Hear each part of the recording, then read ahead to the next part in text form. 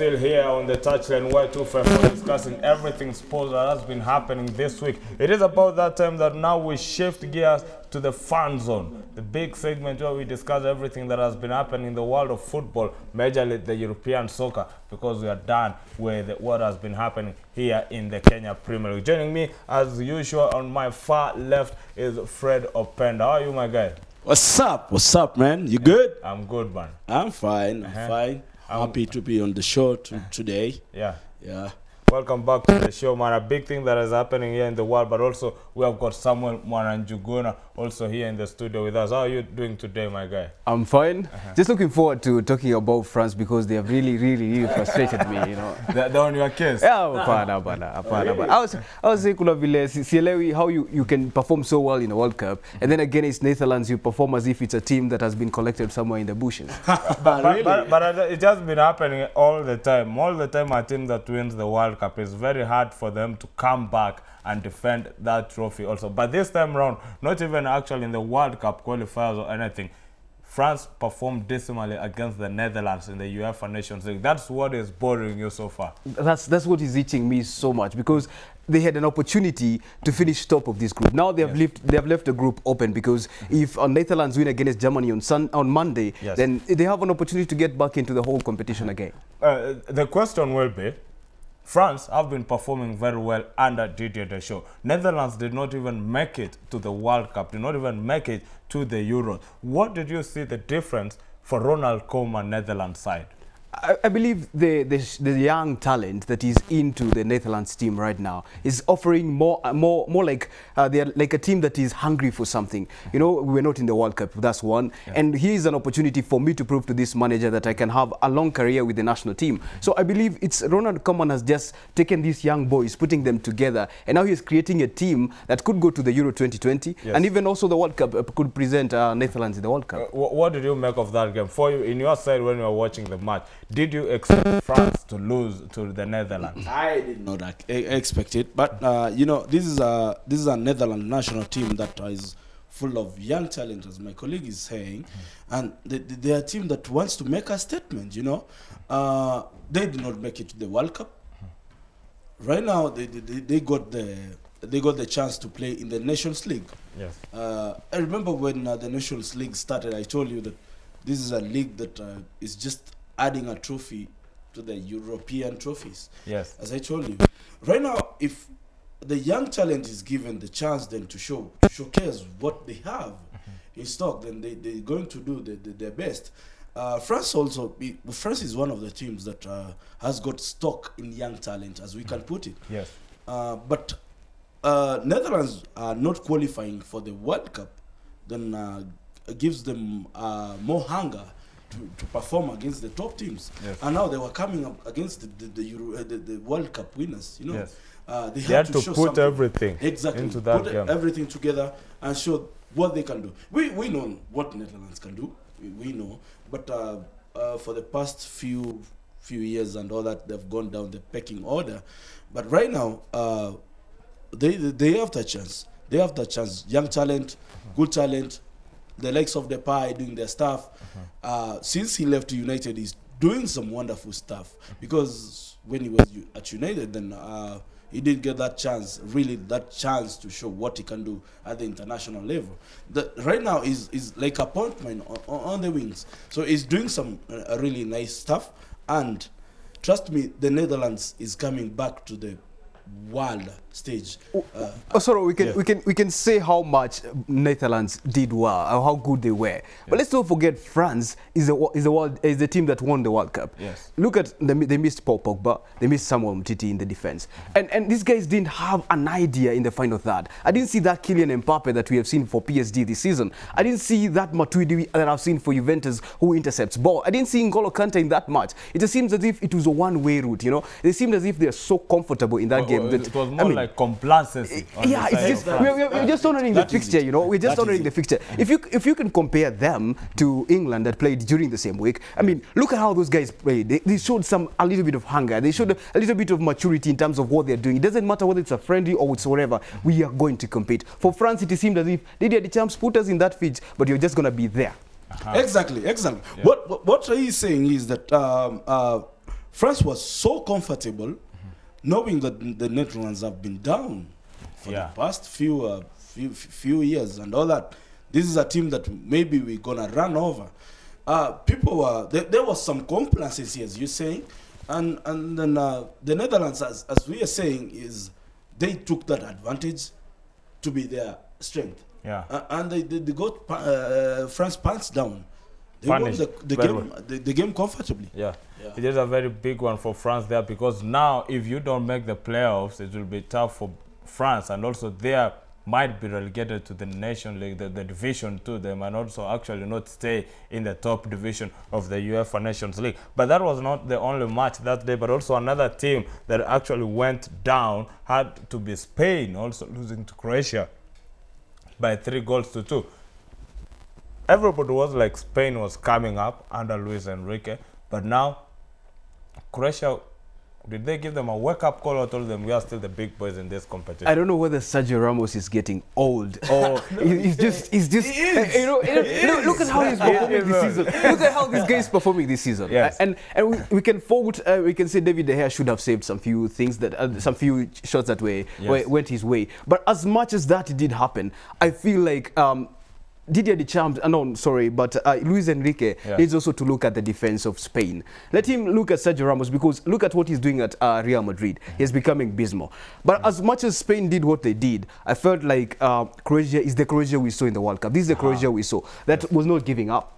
You know, even if you go goal up, you level up, we still try to get that goal that will keep us pushing. Remember, this is the same Spain that thrashed them 6 goals in the same tournament, you know, in their first leg. So I think Croatia is coming up to say, we did reach the finals of the World Cup, and they're trying to put that statement and say, we're still the same team. Doesn't matter whether Mandzukic has retired, we still have the same team. And look at the guys like Rebic.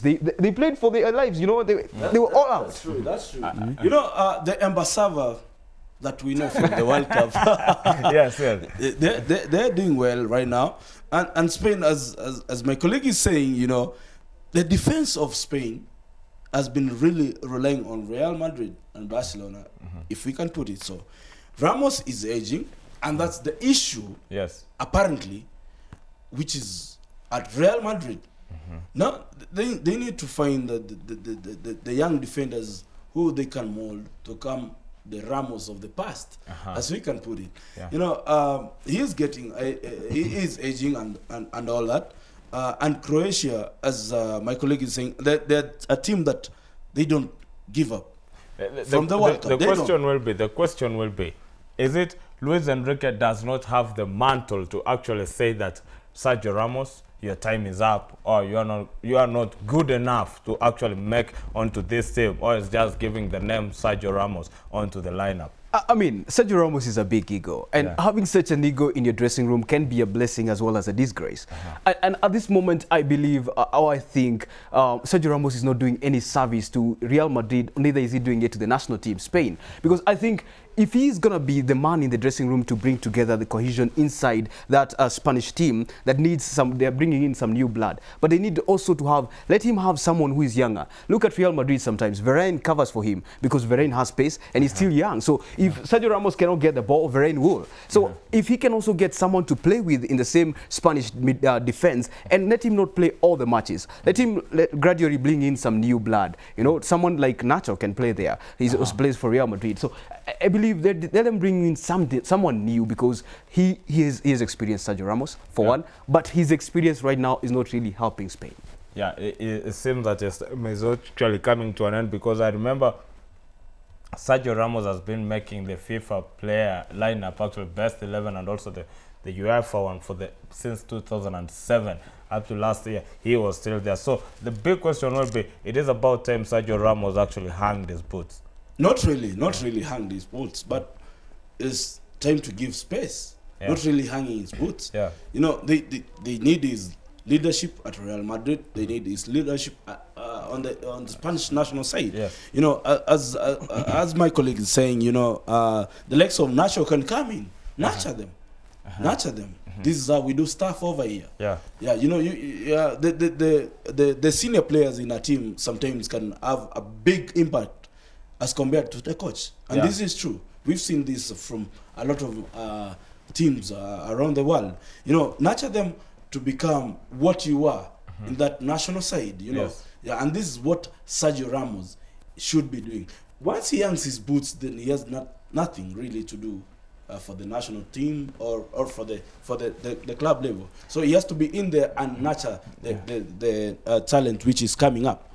Well, a big one for Spain. They're actually losing to Croatia by 3-2. The UEFA Nations League is still going on. Another team that is now actually showing consistency has got to be Belgium after defeating Iceland by 2-0. From the World Cup, when it came to an end, and they actually finished the runners-up in the third team in the World Cup, actually. Belgium is the only team after the World Cup that has shown consistency in the UEFA Nations League. Where do you rank them so far? I wouldn't say they're the best team in the world because France takes that, of course. But I think they are close to France. They are close to France because these guys have some kind of cohesiveness within that dressing room. And if you look at the team selection, it's going to be, you can almost tell the first 11 of Belgium without really having to go through, unless you're going to remove Kevin De Bruyne because of injury, or you're going to say Romelu Lukaku is out of form. You can really tell the first 11. And anyone who wears the Belgium shirt is equal to the task. If you're not having Romelu Lukaku, you're going to have Batshuayi. And when Batshuayi comes in, he's going to try to fit into the boots of Romelu Lukaku. Whether they're big or small, I don't know about that. But he's going to try to fit into those boots. So I think right now, what Belgium is doing right is having consistency in terms of team selection. And if you have that consistency in team selection, then the results also follow. That's true. Actually, we've seen this a lot. When you have a consistent team selection, then it gives you results. If you have that consistent team, then when something goes wrong, automatically you'll know it. This is where it's going wrong. And Belgium have been using this to their advantage. As my colleague is saying, when you are given the team sheet of Belgium, you'll be able to tell this guy is going to start and this guy is going to start and all that. So this having the consistency in team selection and Martinez then gives them an edge over the other teams. As he has said, you cannot really say they are the best team in the world. You can't say that. Even if you go outside, you can't say that. But they are playing good football. Exactly. And they're showing the consistency. Yes, true, exactly. They're playing some good football and some good consistency, and this will really help them gear up for this UEFA Nations League. Well, big matches that are happening in the UEFA Nations League. If you go to our social media pages and actually our YouTube page at Y254, you can get all those results and most of the matches that are being playing there. So we go ahead and discuss the matches that will be coming up. And one big match actually will be the rejuvenation, the second birth of Italy at the San Siro that is coming, and they'll be playing Portugal. Big match coming up between Italy and Portugal. Where do you, so far, let's forget Portugal and everything that is happening with the Portugal national team. Roberto Mancini and Italy at the moment, he seems to have brought them up, and they are showing signs of the Italy national team that won the World Cup in 2006. I mean, we were having a conversation yesterday with some of my friends, and we were coming to one agreement that Italy still has the best defenders in the world. If you look at the teams, if you look at the best defenders and compare which nation they come from, you see Italy still is among the best nations. So I think Italy should use that weapon to help them, because right now Mario Balotelli is not getting the goals. So the front line has a problem. So if you're going to get one goal against Portugal, they should be able to defend that one goal and at least win the match, because they have lost. They have not been performing very well of late, because they have won only 2 matches, drawn 2 and lost 2. So that's not a really good result for them. So they need a result against Portugal. And remember, Cristiano Ronaldo is back for Portugal now. So they have an animal to fight. And I want to say an animal, I mean Cristiano Ronaldo. They have a beast to fight. They have to fight him. The question will be, it talks about the kind of defense that Italy is supposed to have. They have got Chiellini, who is now the captain of the Italy national team, a very good central and left-back defender. Should Roberto Mancini actually go out and say, please, Bonucci, get out of retirement and come back for the national team? No. I'm not going to say that. I remember Ferguson saying this: if you're not going to score, then make sure that you don't concede. You get me? Yes. If you look at the Italian league in general, they got the very, very best defensive midfielders. They got some of the best defenders in world football. you can't really say that Bonucci come back. You know, they got talent. They got talent in that defensive line. You know, as he's saying, they're fighting against an animal in Cristiano Ronaldo. But I think they got a higher chance of beating the Portuguese national side at the San Siro. You know, and then when you look generally at the performance, they won 2, drawn 2, and lost 2.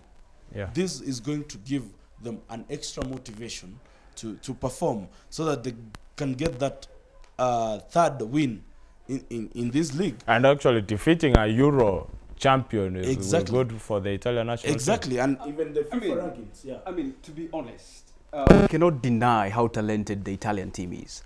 We know the man at the heart of Chelsea right now, Jorginho, is the man pulling strings for the same team, Italy. So I believe if Jorginho can bring the same performance he's putting in the EPL into this game, and particularly this match, I believe they have a higher chance, because there will be more supply into the final third of Portugal. But again, we have to also look. Portugal have won 3 of the last matches. They have only lost 1 and drawn twice. So this is a team that is having some consistency in results. This is a team, no matter whether Cristiano is there or he's not there, they're finding a way to get results. So we have to be clear that this game is not going to be a walk in the park for Italy. But they have to control the midfield if they want to get the ball. They want to win this match, because we have Bernardo Silva on the side of Portugal, who is a very good ball player. We have Cristiano Ronaldo, who give the ball in the line, he will chase it. So it's quite a complex game. But I think if Italy can control the midfield, they will win the game, definitely. The question will be, when you look at Italy, you look at the Netherlands, and you find that these were once world powerhouses when it comes to football. And when they were dominating, they used to have their own philosophy. Should they go back to those philosophies for them to work? Italy had Catanaccio, which was their defensive mindset. The Netherlands had actually total football, and it won them everything that they have so far. Should they go back to those philosophies for them to actually come back to the world game? Not really. Every coach has his own philosophy. You can't bring in a coach and then tell him, do this. You know, he's a man of his own style and own tactics. You know, what they really need to do is to give them chance, give them space, and so that they can showcase what they can do on the world stage. Some of these coaches have managed clubs and all that, but now you're in the national team. Give them chance, give them space. Right now, Mancini, you can't say really that he's not really performing. He's trying, and what really he needs is space to do his thing. And him getting the young talent now from the outside Italy and all that, from the top 5 leagues, is really going to help this Italian national team. So I can't really say that bring back the old philosophy. You can't say that. Let them do whatever they can do, their philosophy and their tactics, and then see what they can bring up on the world stage. Well, big matches in the UEFA Nations League that are actually being played all over Europe, and as we have seen, though, Italy versus Portugal will be a big match. But also in Group A, there's a big match actually that will be played at the Wembley, and that will be England versus Croatia. This was one of the best sides that we saw in the World Cup. That was England coming up since 1966, actually coming up into this World Cup and showing that we actually made it to the semi-final. Croatia was also there. What does this show for these two teams? For me, in my side, I'm of the idea this is a Croatia team that is actually leaving the world stage, and there's an English team that is actually coming onto the world stage. What do you make of that fixture? I mean, this is a fixture, you know, has all catalysts to make it a great fixture, from the kind of the names that will be mentioned. And I mean, if you're commentating this game, it's so easy for you because you have world winners here, you have world-class players here. But again, let's look at the English side. I think if you look at the game against United States, who played? Harry Kane was on the bench, right? And this is their poacher. This is the guy they depend on for goals. Yes. So I think England is a team that is not just being made for this competition. It's being made for something more than this competition. Yes. And if you look at the average age in the English team, it's around 24. So these are guys who are going to be there for the next 10 years, Exactly, you know. yeah. So these are guys who know it's about creating the basis right now. So whether we lose to Croatia on Sunday or not, we are still creating that basis. We are still creating that cohesion. So I think for Croatia, they have to bring in their best because they need these 3 points. Least they're going to be relegated. Yeah. So for them, it's a must win for them. Whether Modric does some magic from the midfield to go and score, it doesn't matter. Whether Rakitic does kick a free kick, it doesn't matter. For them, it must win. It's a must win. So I think for England, it's going to be easy. First, they're at home. They have that home advantage. Second, they have players who have the pace. I think Croatia is out of pace to some extent because of the game they play. They play a little bit like Liverpool in a way. So this game would be a game for the likes of Sancho to express what they have, the likes of Harry Kane to go out there and get something. So I believe... And everybody is waiting for Sancho to make the team. To make the team. But I don't think he's going to play. He's not going to be in the starting lineup. But I think when he comes in, he's going to try to make an impact like he has done for Borussia Dortmund. Yeah. When you look at this game, as he has said, you have all the catalysts to say that this will be a big game. In the first place, Croatia really performed at the World Cup. Yeah. England really performed at the World Cup.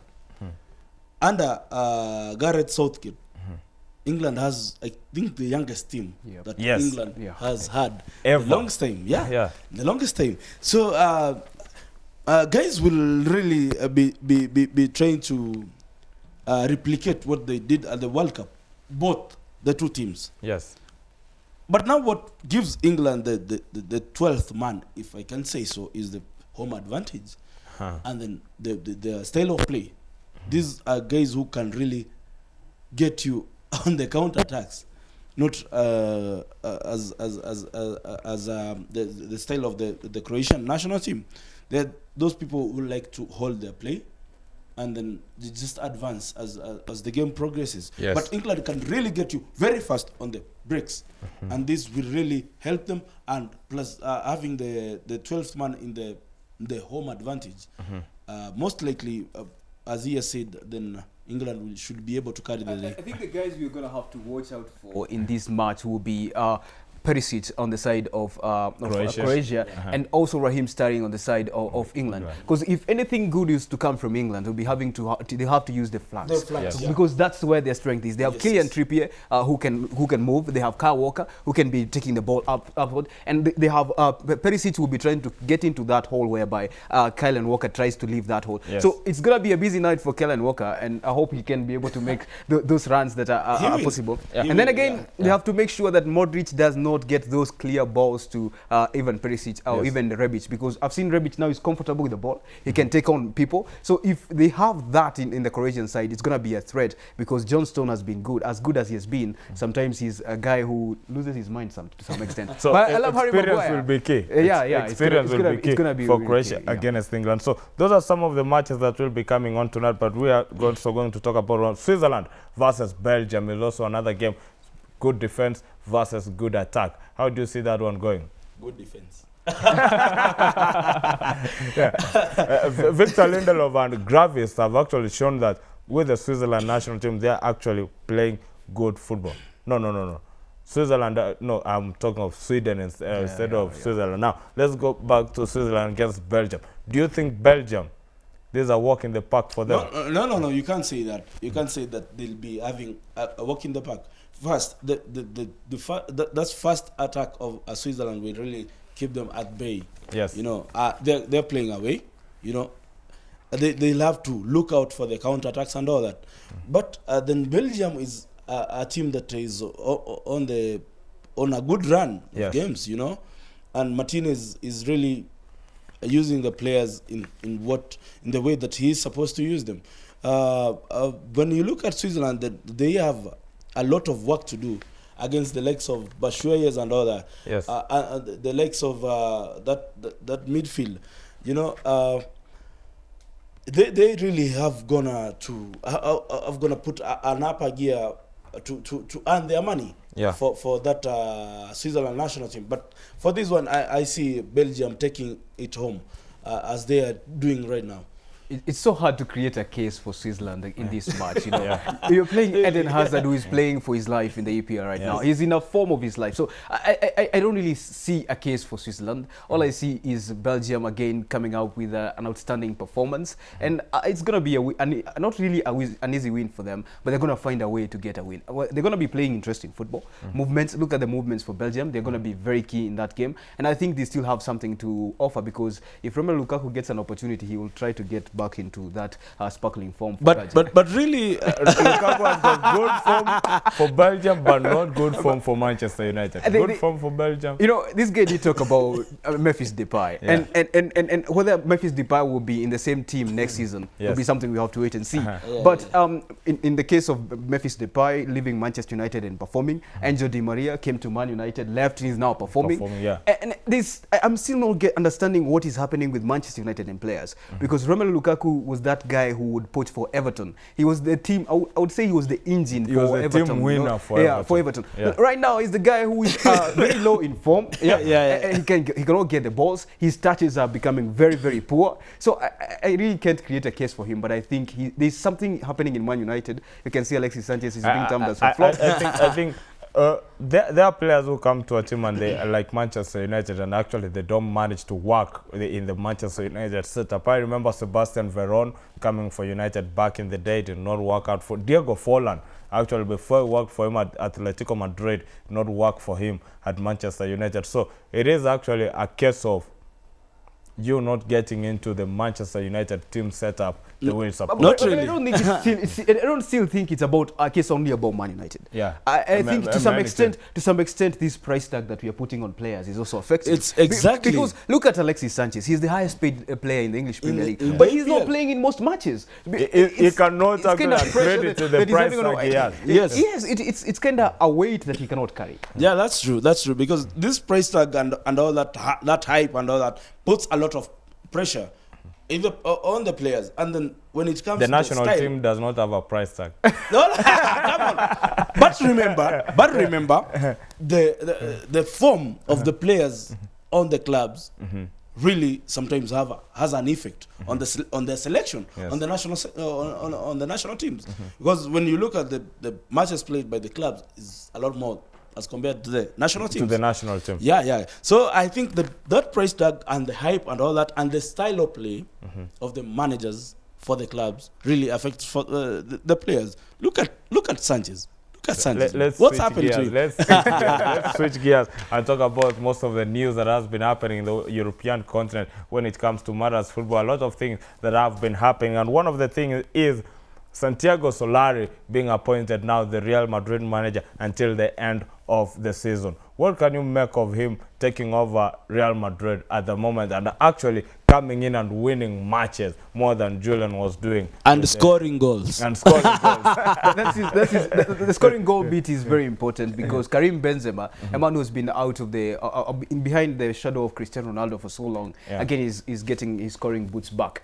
I think for the new coach, I think we need not just analyze him as an individual, because he hasn't really managed a big club. He has been managing the under 23s and under 19s of Real Madrid. So he's a man who knows Real Madrid inside out. He knows the philosophy. He knows what is expected of him. So that in itself, I think it's the same thing like this guy Zinedine Zidane. It was the same case for him. So it's about you knowing the club. But let's not set the bar so high for them. For me, I have no problem with Solari taking over the Real Madrid setup. One thing I'm actually, from my own perspective, and I come out to ask is this. When Julian Lopetegui left the Spanish national team, hands dry at the World Cup and coming on to take Real Madrid, right now we have got 6 Real Madrid players making it into the Spanish national team. Is it that the Spanish national team players of Real Madrid were the ones saying this guy should not be a manager because he left us at the World Cup, and this now is coming to coaches at Real Madrid were like, player power, let this guy live and maybe someone who knows our game plan or something? Maybe not. We can't really confirm that. It can happen. We've seen player power working somewhere else. Even in Real Madrid itself. We've seen that. But we can't really say that for now. But for Solari, then if you looked at his record in around the first 5 games, then you'll against Zidane, who came from the Castilla side. Yes. The other time round, then it was better as compared to Zidane. Yeah. This is someone who's known Real Madrid for a time, has watched how they play and all that. So